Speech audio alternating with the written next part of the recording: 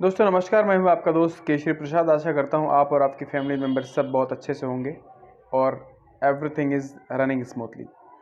Friends, आज की जो सच घटना है वो मुंबई के मलाड की है। जी हाँ, आप जानते हैं कि मुंबई एक ऐसा शहर है जहां पे डेली बेसिस पे न मालूम कितने इंसिडेंट्स होते रहते हैं, न मालूम कितनी घटनाएं होती रहती हैं, न मालूम कितनी अच्छी चीज़ें होती रहती हैं। लेकिन ज़रूरत है तो जो घटनाएं हो रही हैं वो हमारे सामने आनी चाहिए, सो दैट हम लोगों को एक लर्निंग मिल सके, हम लोग को एक सीख मिल सके। क्योंकि एक कहावत है कि अगर आप दूसरों की गलतियों से नहीं सीखेंगे तो अपनी गलतियों से सीखने में आपकी लाइफ कम पड़ जाएगी, और ये कहीं ना कहीं एक हकीकत बात है। तो फ्रेंड्स, ये जो घटना है ये मुंबई के मलाड की है, जहाँ पे कि एक पत्नी होती है जो ऑटो से जा रही होती है, और पीछे से पति जो होता है वो आता है बाइक से और उस पत्नी की हत्या कर देता है ऑन द रोड। रास्ते में बीच सड़क पे पति जो होता है अपनी पत्नी की हत्या कर देता है।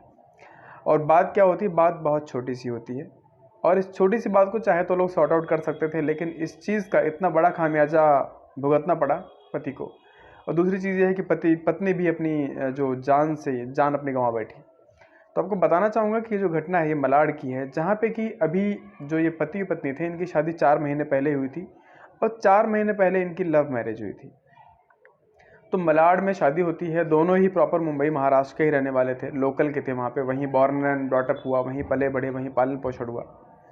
लेकिन जब घटना 4 महीने पहले शादी हुई थी, तो शादी के बाद ये लोग एक साथ रहने लग गए। बस सब कुछ सही चल रहा था, क्योंकि इनकी फ्रेंडशिप लगभग शादी के पहले 4-5 साल से थी, इनकी फ्रेंडशिप दोस्ती। उसके बाद शादी हुई। एक दिन क्या हुआ कि ये जो हस्बैंड था ये घर पे ही था, और सामने जो है कुछ सामान लाने गया था। जब आता है तो इसको एक कुछ डाउट सा होता है, और अपनी पत्नी का एक डिस्कशन सुनता है कि वो किसी से फ़ोन पे बात कर रही थी। फ़ोन पे जब बात कर रही थी तो इस पति ने बाहर जो है खड़े होके, घर के बाहर खड़े होके पूरी बात सुन ली। इसके बाद जब घर के अंदर आता है, इसने पूछा तुम किससे बात कर रही थी? पत्नी बोलती कोई नहीं, बस एक ऐसे ही दोस्त था। लेकिन ये घटना कहीं ना कहीं पति के माइंड में एक जो शक का बीज था वो पैदा कर देती है।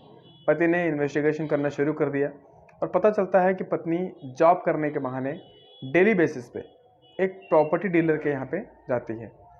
और सबसे मेन चीज़ है कि प्रॉपर्टी डीलर जो था उसके जो उसके जो कई सारे प्रॉपर्टीज़ में से एक ऐसी प्रॉपर्टी जहाँ पे कोई आता जाता नहीं था, वहाँ जाती थी, और वहाँ पे ये और प्रॉपर्टी डीलर ही रहते थे, यहाँ जहाँ पे कि वो 3-3 4-4 घंटे उसके साथ रहती थी, और उसके बाद घर आ जाती थी। और हस्बैंड को कहती थी कि मेरी पार्ट टाइम जॉब है जहाँ मुझे इतनी हाई सैलरी मिलती है, और बदले में वो जो प्रॉपर्टी डीलर था महीने का 15,000 20,000 वो इसकी वाइफ को दे देता था।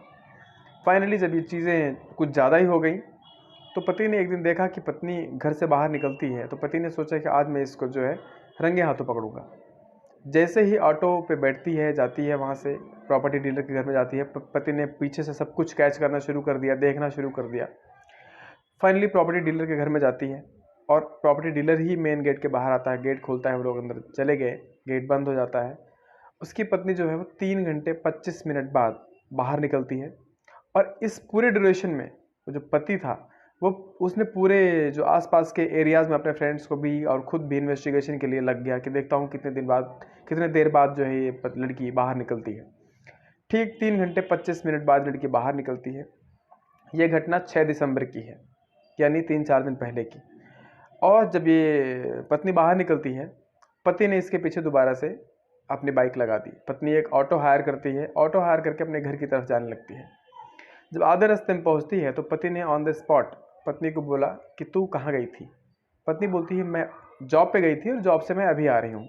देखिए, ऐसा भी हो सकता है कि वो प्रॉपर्टी डीलर के यहाँ भी जॉब करती हो। इसलिए कंफर्मेशन के लिए पति ने बोला कि कहाँ जॉब करती है? तो उसने एक कॉल सेंटर का नाम लिया कि मैं इस कॉल सेंटर में जॉब करती हूँ और मैं वहीं से आ रही हूँ। पति ने बोला तू और कहीं नहीं गई थी? वो बोली नहीं, मैं और कहीं नहीं गई थी।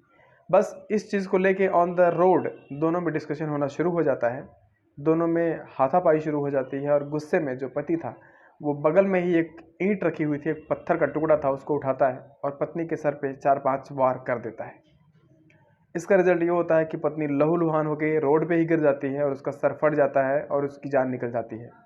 आसपास के लोकल लोगों ने पति की जमकर धुनाई करी। उसके बाद उसको हॉस्पिटल लेके जाते हैं पत्नी को, लेकिन वहाँ पता चलता है कि पत्नी जो है वो अपनी जान गंवा बैठी है, और वो अब इस दुनिया में नहीं।